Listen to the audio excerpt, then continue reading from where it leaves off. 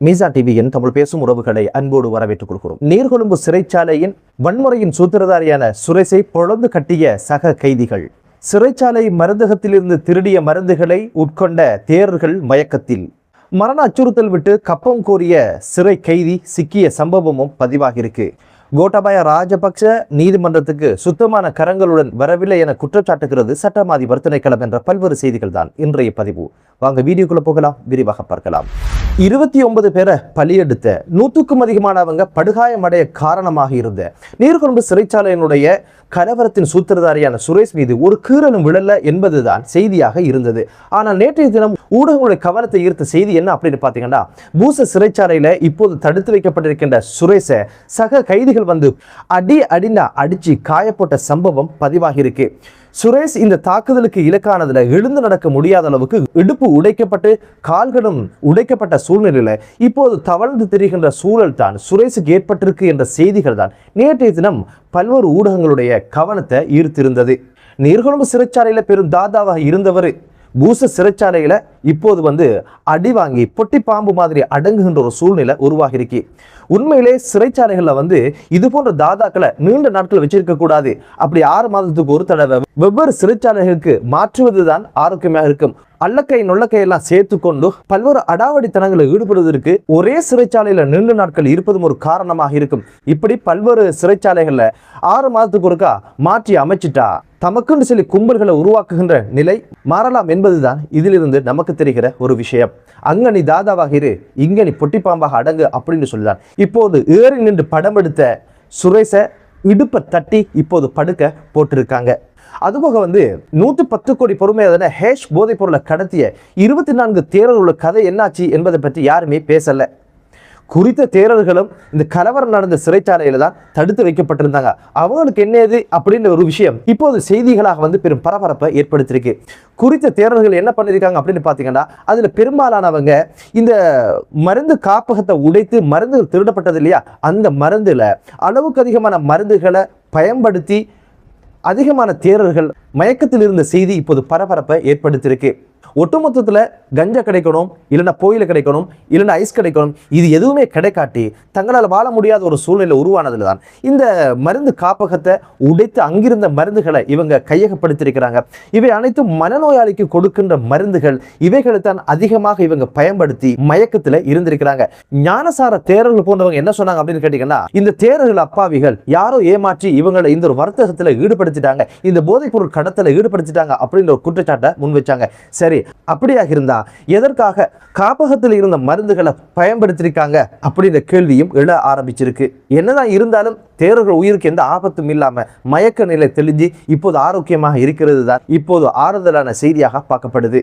பூச சிறைச்சாலையில மற்றும் அங்குணுகுல பல சிறைச்சாலையில 2 கைதிகள் வந்து மரணமானாங்க. 2 பேருமே நீர்கொழும்பு சிறைச்சாலையிலிருந்து அனுப்பப்பட்டவங்க. இருவரும் திடீர் சுகையினமுற்றதன் காரணமாக மரணமான செய்தி வந்து பதிவாகி இருந்தது. குறித்த 2 நபர்களுடைய மரணத்திற்கு நீர்கொழும்பு சிறைச்சாலையில மருந்து காப்பகத்தை உடைத்து இதுல அதிக மருந்துகளை உட்கொண்டதன் காரணமாகத்தான் இந்த திடீர் நோய் நிலை ஏற்பட்டு மரணம் சம்பவிச்சிருக்கலாம் என்ற சந்தேகம் இப்போது எழுந்திருக்கு. மரண பரிசோதனையில் தான் தெரியும் குறித்த 2 கைதிகளுடைய மரணத்துக்கு காரணமாக எதுவாக இருந்திருக்கும் அப்படின்னு ஒரு விஷயம். இப்போது வந்து சிறைச்சாலை அதிகாரியோருக்கு துபாயிலிருந்து பாதாள குழுக்கள் வந்து உயிர் அச்சுறுத்தல் விடுவதாகவும் மரண எச்சரிக்கை விடுவதான செய்தி தான் இப்போது பெரும் பரபரப்பையும் ஏற்படுத்தியிருக்கு. இந்த சிறை அதிகாரி யார் அப்படின்னு பார்த்தீங்கன்னா, கலவரத்தின் போது கைதிகள் வந்து கதவை உடைத்துக் கொண்டு வெளியேறுவதற்கான முயற்சிகள் ஈடுபட்டாங்க. இவங்களை தடுக்கும் வகையில அந்த பலக கதவை மீது சூட்டுச் சம்பவத்தை நடத்திய அதிகாரி அவருக்கு தான் இந்த மரண எச்சரிக்கை விடப்பட்டிருக்கு. உண்மையிலே கடந்த காலங்களில் வந்து பாதாள உலக கும்பல்களும் அரசியல்வாதிகளும் தேவையான அரசு அதிகாரிகள் எல்லாம் இரண்டது கலந்து வாழ்ந்ததனால் பாதாள உலக கும்பல்களுக்கு எந்த பிரச்சனையும் இருந்ததில்லை. அதுபோல அரசு அதிகாரிகளுக்கும் அரசியல்வாதிகளுக்கும் எந்த ஒரு பிரச்சனையும் இருந்ததில்லை. ஆனா இந்த அரசு பாதாள உலக கும்பலுக்கு எதிரான அதிரடியான நடவடிக்கைகள் எடுத்ததுல இந்த அரசுடைய நடவடிக்கைகளுக்கு ஒத்தாசையாக இருந்த இந்த அதிகாரிகளுக்கும் இப்போது உயிர் அச்சுறுத்தல்கள் வருவதை பார்க்க முடியுது. குறித்த அதிகாரிகளுடைய பாதுகாப்பை அரசு உறுதிப்படுத்தட்டும் என்ற விரைவான ஒரு வேண்டுதலோட நேற்றைய தினம் இந்த சிறைச்சாலை வன்முறையில உயிர் நீத்த 24 பேருடைய மரண பரிசோதனை குறித்த அறிக்கை நீதிமன்றத்தில் முன்னிலைப்படுத்தப்பட்டிருக்கு. இந்த அறிக்கையில் என்ன சொல்லப்பட்டிருக்கு அப்படின்னு கேட்டீங்கன்னா, 14 சிறை கைதிகள் வந்து துப்பாக்கி சூட்டுக்கு இலக்காகித்தான் மரணமானதாகவும் 9 பேருடைய மரணத்துக்கு காரணமாக இருந்தது தலையில் பலமான அடிகள் விழுந்ததன் காரணமாக மண்டையோடு சிதைந்து இரத்த கசிவு ஏற்பட்டதனால் மரணம் ஏற்பட்டிருக்குது. நடிகர் கற்களை கொண்டு தாக்குதலுக்கு இலக்காக இருக்கிறாங்க அப்படின்ற விடயங்கள் தான் மரண பரிசோதனையில கண்டறியப்பட்டிருக்கு. இந்த ஒரு விஷயத்தை நீதிமன்றத்துக்கு இப்போது உத்தியோகபூர்வமாக அறிக்கையினூடாக சமர்ப்பிக்கப்பட்டிருக்கு. இந்திய பிரஜையான 73 வயதுடைய உன்னிகிருஷ்ணனுடைய பிரேத பரிசோதனை இதுவரைக்கும் நடக்கவில்லை என்றும் எதிர்வரும் தினங்கள் அதற்கான அவருடைய பிரேத பரிசோதனை நடத்துவதற்கான ஏற்பாடுகள் இருப்பதாகவும் இப்போது நீதிமன்றத்துக்கு சொல்லியிருக்கிறாங்க. இந்த கலவரத்துக்கு பயன்படுத்தியதாக சந்தேகப்படும் துப்பாக்கிகளை இப்போது சிஐடி கைப்பற்றி விசாரணைகளை இப்போது தொடங்கியிருக்கிறாங்க. பொறுத்திருந்து பார்க்கலாம் இந்த கலவரம் எப்படி நடந்து எப்படி முடிஞ்சிருக்கின்ற பல்வேறு விஷயங்கள் எதிர்வரும் தினங்களில் விசாரணையினூடாக தெரிய வரும். இதோடு சம்பந்தப்பட்ட அனைத்து குற்றவாளிகளுக்கும் தண்டனை கிடைக்கணும் என்ற ஒரு பிரார்த்தனையோடு சிறைச்சாலையில இருந்தவாறே ஒரு கைது தொழில் அதிபர்களுக்கு மரண அச்சுறுத்தலை விட்டு கப்பம் பெற்ற சம்பவம் பதிவாகி இருக்கு.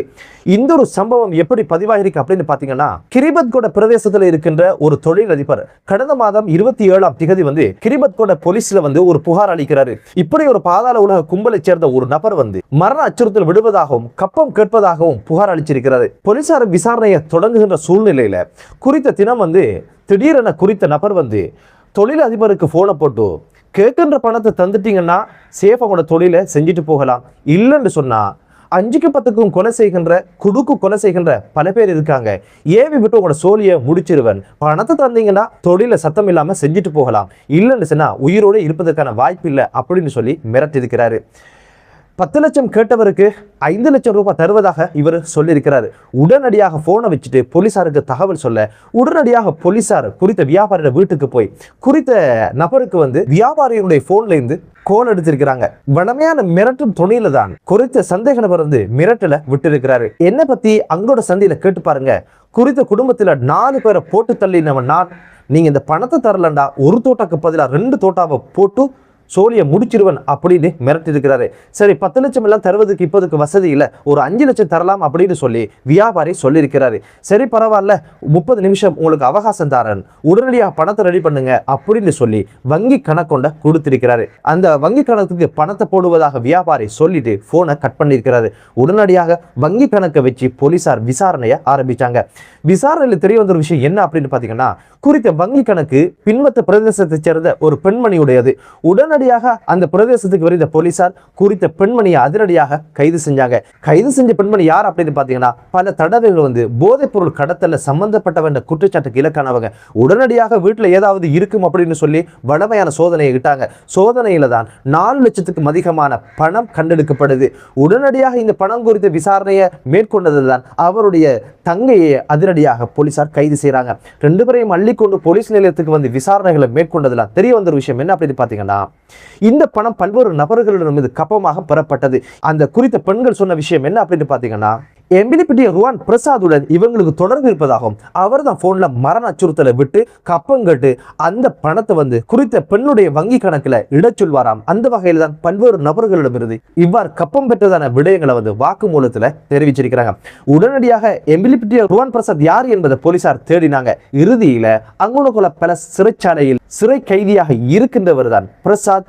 சிறைச்சாலையில் ஒரு கைதியாக இருந்து கொண்டே வெளியில் இருக்கின்ற பணம் படித்த வியாபாரிகளை மிரட்டி மரண அச்சுறுத்தல் விட்டு கப்பம் வாங்குகின்ற கப்பம் பெறுகின்ற ஒரு பணியை செய்து வந்தார் அப்படின்ற ஒரு விஷயம் தெரிய வந்திருக்குது. ஏற்கனவே நீர்கொழும்பு சிறைச்சாலையில பாதாள உலக கும்பல்களுடைய போதை வர்த்தகம் அதுக்குள்ள நடந்ததன் காரணமாகத்தான் வன்முறையே வெடித்தது. அந்த போதை வர்த்தகத்துக்கு பின்புலமாக இருந்தது போன் என்பது தெரியுது. அப்படியாக இருக்கிற சூழ்நிலையில இப்போது அங்கனகுல பிரஸ்ல இந்த ஒரு சிறை கைதில கையில எப்படி போன் கிடைச்ச என்ற கேள்விக்கு நிச்சயமாக விடை காணாத வரையில சிறைச்சாலைக்கு உள்ளே நடக்கின்ற குற்றங்களும் குறைவதற்கு வாய்ப்பில்லை. சிறைச்சாலையில் இருந்து கொண்டு வெளியிலே திட்டமிட்டு நடத்தப்படுகின்ற இது போன்ற குற்றங்களும் குறைவதற்கான வாய்ப்பில்லை. பிரசாதில் மேற்கொள்ளப்படுகின்ற விசாரணைகள்ல இந்த விடயம் எல்லாம் நிச்சயமாக வெளிச்சத்துக்கு வரும். பொறுத்திருந்து பார்க்கலாம். கோட்டாபய ராஜபக்ஷ சுத்தமான கரங்களோடு நீதிமன்றத்துக்கு வரல அப்படின்ற ஒரு குற்றச்சாட்டை இப்போது சட்டமா அதிபர் திணைக்களம் முன் வச்சிருக்கிறது. எதற்காக இந்த குற்றச்சாட்டை முன் வச்சாங்க அப்படின்னு கேட்டீங்கன்னா, ஈஸ்டர் குண்டு தாக்குதலுடைய விசாரணைக்காக பிடிஐயின் கீழ் தன்னை கைது செய்வதற்கான தடை உத்தரவை பிறப்பிக்கும்படி ரிட் மனு ஒன்ற கோட்டாபய ராஜபக்ச தாக்கல் செஞ்சாங்க. இந்த மனு குறித்த விசாரணை நேற்றைய தினம் 2 நீதியரசர்கள் முன்னிலையில விசாரணைக்கு எடுத்துக்கொள்ளப்பட்ட போது சட்டம் அதிபர் திணைக்களத்திலிருந்து முன்னிலையான மேலதிக சொலிசிட்டர் ஜெனரல் சுஹர்ஷி ஹேரத் என்ன வகையான வாதங்களை முன்வைச்சாங்க அப்படின்னு கேட்டீங்கன்னா, குறித்த மனுவுல உண்மைக்கு புறமான தகவல்களை உள்ளடக்கித்தான் குறித்த மனுதாரர் இந்த மனுவை தாக்கல் செஞ்சிருக்கிறாரு. பொய்யான தகவல்களை வழங்கி நீதிமன்றத்தை பிழையான முறையில வழிநடத்திருக்காங்க என்ற குற்றச்சாட்டை முன்வச்சது மட்டுமல்லாம ஆசாத் மௌலானாவை மனுதாரர் சந்திக்கல அப்படின்ற ஒரு விஷயம் குறிப்பிடப்பட்டிருக்கு.